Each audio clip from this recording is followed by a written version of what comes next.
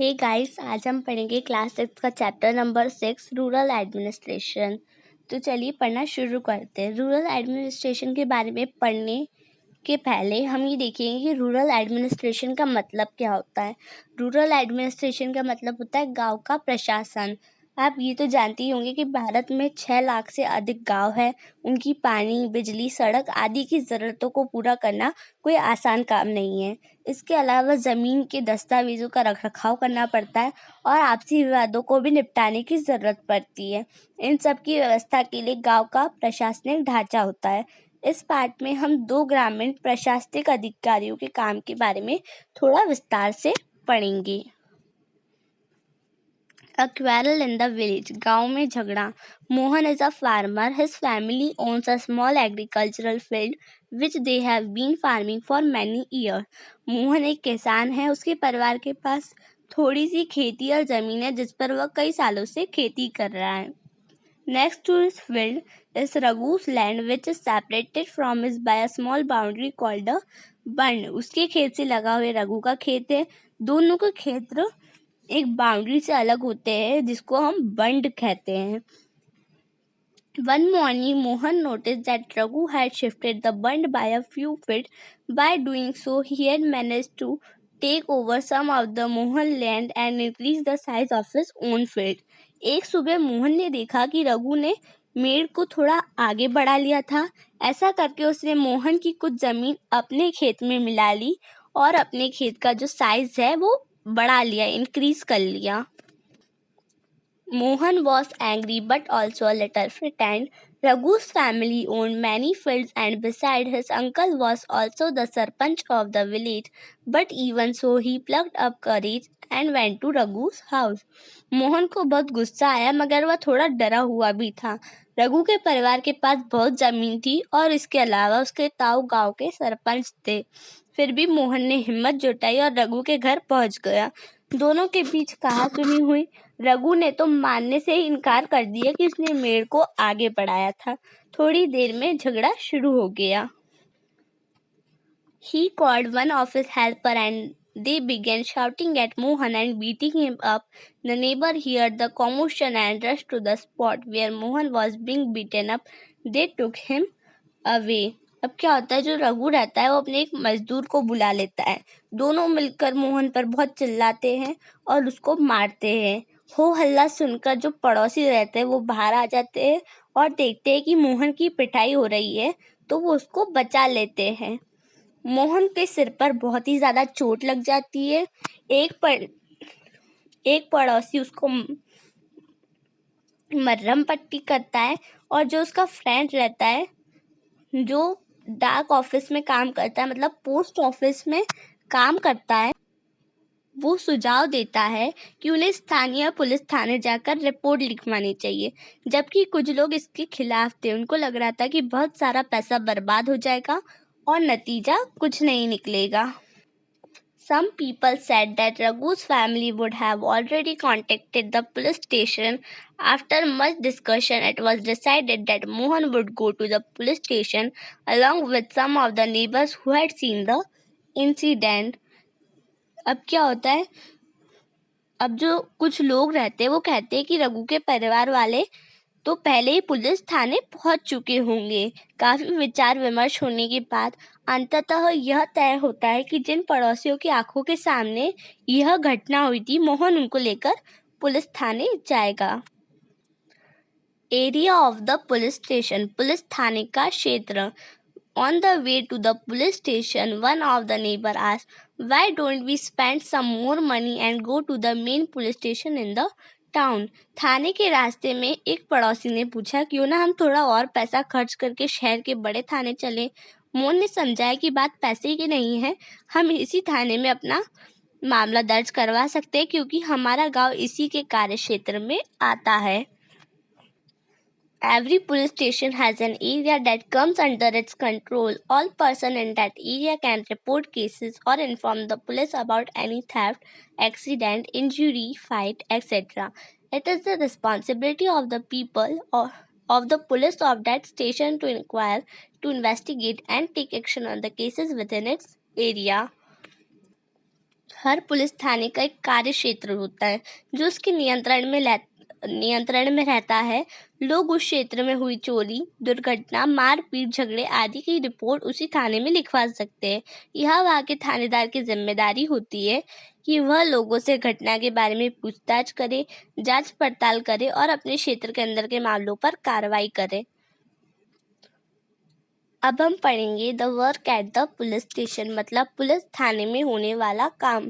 When they reached the police station, Mohan went to the person in charge, station house officer or SHO, and told him what had happened. He also said that he wanted to give the complaint in writing. जब सब लोग police थाने पहुंचे तो मोहन थानेदार के पास गया और उसे पूरा मामला बताया। उसने यह भी बताया कि वह अपनी शिकायत लिखित रूप में देना चाहता है। एसएचओ का फुल फॉर्म क्या होता है? एसएचओ का फुल फॉर्म होता है स्टेशन हाउस ऑफिसर।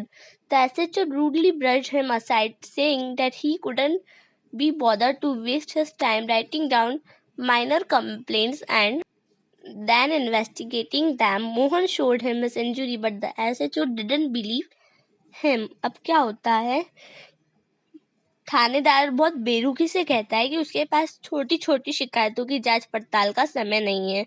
मोहन ने अपने घाव भी दिखाए लेकिन थानेदार पर कोई असर नहीं हुआ। मोहन हैरान था कि उसकी शिकायत आखिर दर्ज क्यों नहीं की जा रही है। Mohan was puzzled and didn't know what to do. He was not sure why his complaint was not being recorded. He went and called his neighbor into the office. They argued strongly that Mohan had been beaten up in front of them and had they not rescued him, he would have been injured very seriously. They insisted that the case be registered. Finally, the officer agreed. He asked Mohan to write down his complaint and also told the people that he would send a constable the next day to investigate the incident. अब क्या होता है ना, जो मोहन रहता है उसको समझ नहीं आता है कि जो एसएचओ है वो उसकी कंप्लेंट क्यों नहीं लिख रहा है। फिर जो मोहन रहता है वो अपने नेबर्स को बुला लाता है, पड़ोसियों को बुलाकर अंदर ले आता है। पड़ोसियों ने थानेदार को समझाता है, जो पड़ोसियों रहते हैं वो थानेदार को समझाते हैं कि मोहन को उनकी आंखों के सामने पीटा गया है, अगर वे उसे ना बचाते तो उसे बहुत ही गंभीर चोटें लगती। उन्होंने मामला दर्ज कराने पर जोर दिया। अंततः थानेदार राजी हो गया। उसने मोहन को अपनी शिकायत लिखकर देने को कहा। थानेदार ने वादा किया कि अगले दिन एक हवलदार घटना की जांच पड़ताल के लिए उनके यहाँ पहुंचेगा। मेंटेनेंस ऑफ लैंड रिकॉर्ड्स, मतलब राजस्व विभाग का काम। You saw that Mohan and Raghu were arguing heatedly whether the common boundary of their fields had been shifted. Isn't there a way by which they could have settled their dispute in a peaceful manner? Are there records that show who owns what land in the village? Let's find out how this is done. आपने पढ़ा कि मोहन और रघु में खेत की मेड़ को लेकर जबरदस्त लड़ाई हुई। क्या ऐसा कोई तरीका नहीं था जिससे वह अपना मामला शांतिपूर्वक सुलझा लेते? क्या कोई ऐसे अभिलेख यानी रिकॉर्ड होते हैं जिनसे यह पता चल जाए कि गांव में किसके पास कौन सी जमीन है? चलिए पता करते हैं यह कैसे किया जा सकता है। Measuring land and keeping land records in the main work of the Patwari. The Patwari is known by different names in different states. In some villages, such officers are called Lekpal, in others, Kanungo or Karamchari or village officer, etc. We will refer to this officer as Patwari. Each Patwari is responsible for a group of villages. The Patwari maintains and updates the records of the villages. जमीन को नापना और उसका record रखना पटवारी का मुख्य काम होता है। अलग अलग राज्यों में इसको अलग अलग नाम से जाना जाता है। कहीं पटवारी, कहीं लेखपाल, कहीं कर्मचारी, कहीं ग्रामीण अधिकारी तो कहीं कानून को कहते हैं। हम यह जमीन का लेखा जोखा रखने वाले कर्मचारी के लिए पटवारी शब्द का इस्तेमाल करते हैं। प्रत्येक पटवारी, जितने भी पटवारी होते हैं, मतलब हर पटवारी कुछ गांवों के लिए जिम्मेदार होता है। The map and the corresponding details from the register on the next page are a small part of the records kept by the पटवारी। अगले पृष्ठ पर दिए गए नक्शे और उसके अनुसार बने खसरे यानी रजिस्टर के विवरण को देखिए। यह पटवारी द्वारा रखा गया गांव के लोगों की जमीन के रिकॉर्ड का एक हिस्सा है। The patwari usually has ways of measuring agricultural field. In some places, a long chain is used. In the above instance, the patwari would have measured both Mohan's and Raghu's field and compared them with the measurements on the map. If they did not match, then it would be clear that the boundary of the field has been changed. आमतौर पर जो पटवारियों के पास खेत नापने के अलग अलग तरीके होते हैं। कई जगहों पर वह एक लंबी लोहे की जंजीर का इस्तेमाल करते हैं जिसे जरीब कहते हैं। In the above instance the Patwari would have measured. अब क्या होगा इस अबव इंस्टेंस मतलब अभी हमने जो कहानी पढ़ी उसमें मोहन और रघु दोनों की फील्ड का मेजरमेंट किया जाएगा और उनको कंपेयर किया जाएगा कि उनका जितना लैंड है वो उतना ही मेजरमेंट में निकल रहा है कि नहीं। अगर किसी का ज़्यादा निकलता है तो मतलब जो बाउंड्री ऑफ द फील्ड मतलब जो बाउंड्री है फील्ड की उसको हटाया गया है, चेंज करा गया है, ये पता चल जाएगा। The Patwari is also responsible for organizing the collection of land revenue from the farmers and providing information to the government about the crops grown in this area.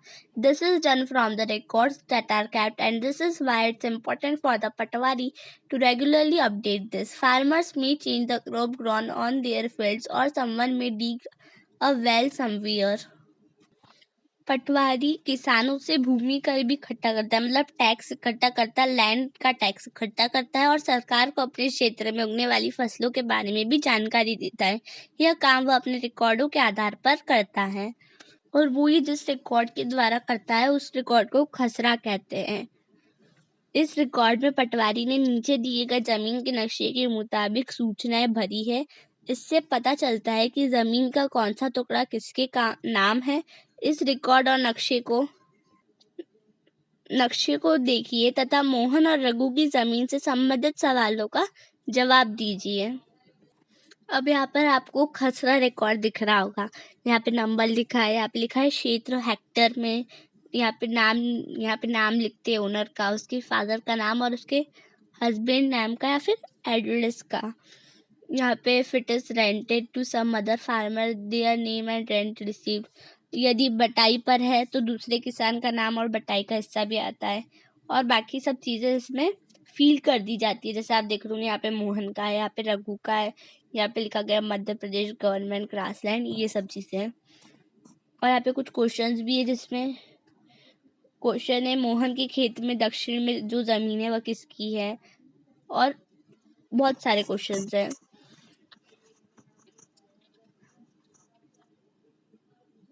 अब हम पढ़ेंगे and keeping track of all this is the work of the revenue department of the government. Senior people in this department supervise the patwaris work. और जो सब चीज़ों की खबर रखनी पड़ती है पटवारी को। Senior people in this department supervise the Patwari work. और जो सीनियर पीपल रहता है मतलब जो पटवारी से भी ऊपर रहता है वो पटवारी के काम को देखता है कि वो सही काम कर रहा है कि नहीं। All states in India are divided into districts for managing matters relating to land. These districts are further subdivided. These subdivisions of a district are known by different names such as Tehsil, Taluka, etc. At the head is the district collector and under her are the revenue officer also known as Tehsildar. They have to hear dispute. They also supervise the work of the Patwari and ensure that records are properly kept and land revenue is collected. They make sure that the farmers can easily obtain a copy of their record. A student can obtain their caste certificate, etc. The Tehsildar officer is where land disputes are also heard. यहाँ पर बताया गया है कि जो भारत में सभी राज्य जिलों में बटे हुए हैं, जमीन से जुड़े मामलों की व्यवस्था के लिए इन जिलों को और भी छोटे खंडों में बांट दिया जाता है। जिले के उपखंडों को कई नामों से जाना जाता है जैसे तहसील, तालुका और बहुत सारे। सबसे ऊपर जिला अधिकारी होता है और उसके नीचे तहसीलदार होता है। उन्हें विभिन्न मामलों को निपटाना होता है। वे पटवारी के काम का निरीक्षण करते हैं और यह सुनिश्चित करते हैं कि रिकॉर्ड सही ढंग से रखे जाए और राजस्व विभिन्न तरह के कर मतलब टैक्स इकट्ठा होते रहे। वे यह भी देखते हैं कि किसानों को अपने रिकॉर्ड की नकल आसानी से मिल जाए। वे विद्यार्थियों को जरूरत पड़ने पर जाति प्रमाण पत्र आदि भी जारी करते हैं। तहसीलदार के दफ्तर में जमीन से जुड़े विवाद के मामले में सुनवाई होती है और वो सुने जाते हैं। अब हम ये वाला बॉक्स भी पढ़ लेते हैं। Farmer often require a copy of their land record together with the map as shown in the previous illustration. They have a right to this information. They may have to pay a small fee for this.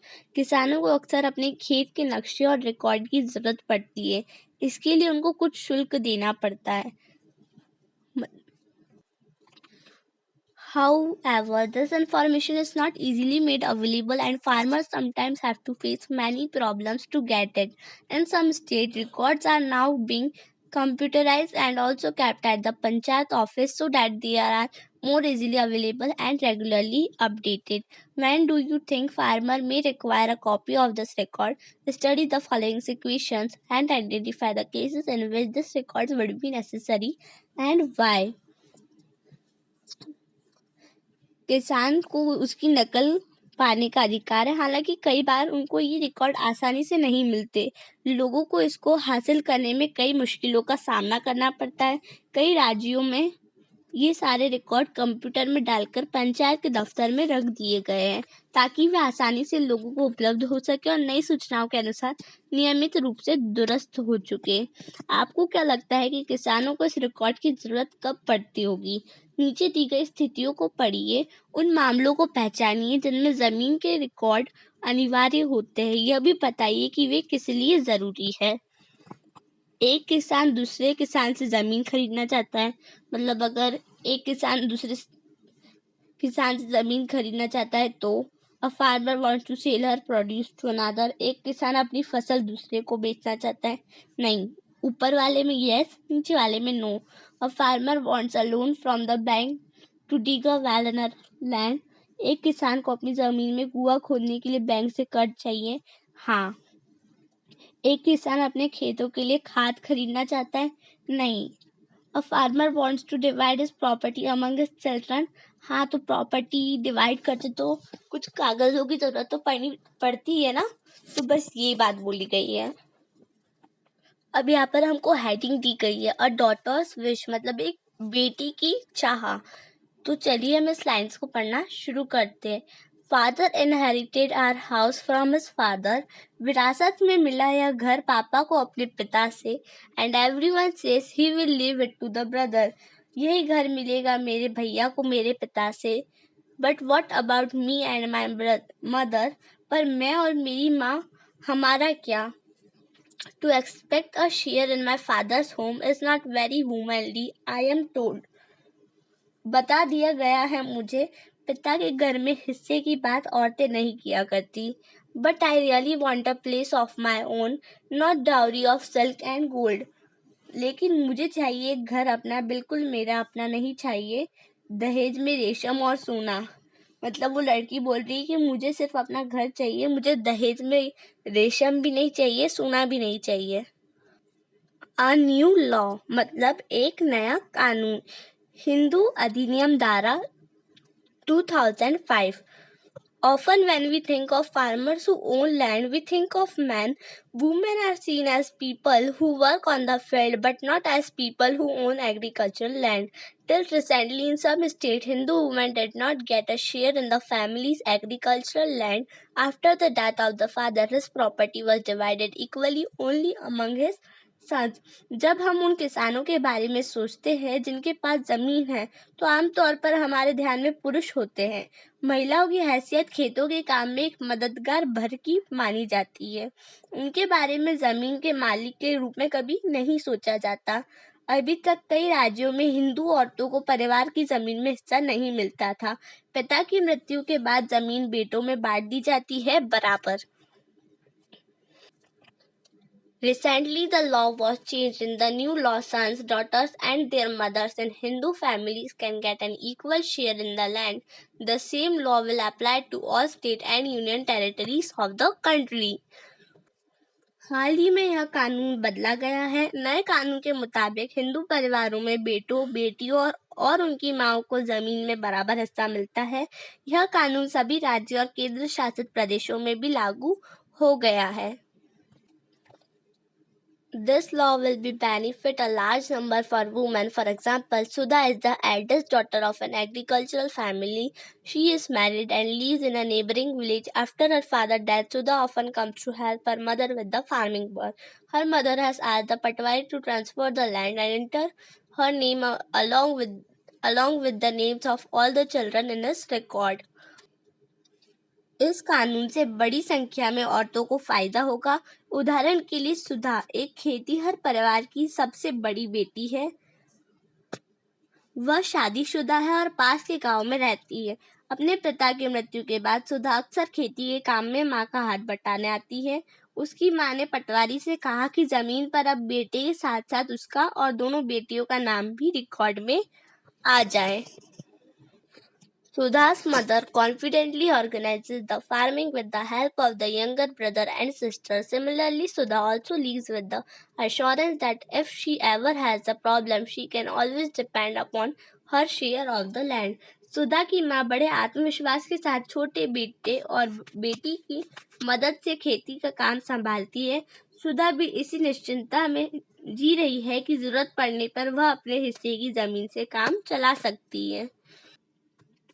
Other public services और सर्वे, अन्य सार्वजनिक सेवाएं एक सर्वेक्षण। इस पाठ में हमने सरकार के कुछ प्रशासनिक कार्यों के बारे में पढ़ा, खासकर ग्रामीण क्षेत्र के संदर्भ में। पहला उदाहरण कानूनी व्यवस्था बनाए रखने के बारे में था और दूसरा जमीन के अभिलेखों की व्यवस्था के बारे में। पहले मामले में हमने पुलिस की भूमिका का परीक्षण किया और दूसरे में पटवारी की भूमिका का। इनके काम का विभाग के अन्य लोगों द्वारा निरीक्षण किया जाता है, जैसे पुलिस अधीक्षक या तहसीलदार। हमने यह भी देखा कि लोग कैसे इन सुविधाओं का इस्तेमाल करते और उन्हें किस तरह की समस्याएं आती है। इन सेवाओं का उपयोग कानूनों के अनुसार होना चाहिए। आपने संभवतः सरकार के अन्य विभागों द्वारा दी जा रही सार्वजनिक सेवाओं को देखा होगा। अपने गांव या क्षेत्र के लिए दी जा रही सार्वजनिक सेवाओं की एक सूची बनाइए। दुग्ध उत्पादक समिति, राशन की दुकान, बैंक, पुलिस थाना, बीज और खाद के लिए कृषक समिति, डाक बंगला, आंगनवाड़ी, बालवाड़ी, सरकारी स्कूल, प्राथमिक स्वास्थ्य केंद्र, अस्पताल इत्यादि का। 3 सार्वजनिक सेवाओं पर जानकारी इकट्ठी कीजिए और अपनी अध्यापिका के साथ चर्चा कीजिए कि उनकी कार्य प्रणाली में कैसे सुधार किया जा सकता है। आपके लिए एक उदाहरण आगे दिया जा रहा है। यहाँ पर आपको एक एग्जाम्पल दिख रहा होगा, यहाँ पे तो देख सकते हैं। ये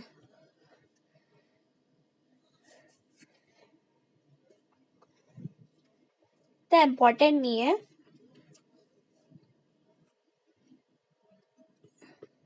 और इसी के साथ हमारा चैप्टर भी ओवर हो गया है। अगर आपको मेरी वीडियो पसंद आई हो तो इसे लाइक, शेयर और सब्सक्राइब करना मत भूलिएगा। धन्यवाद।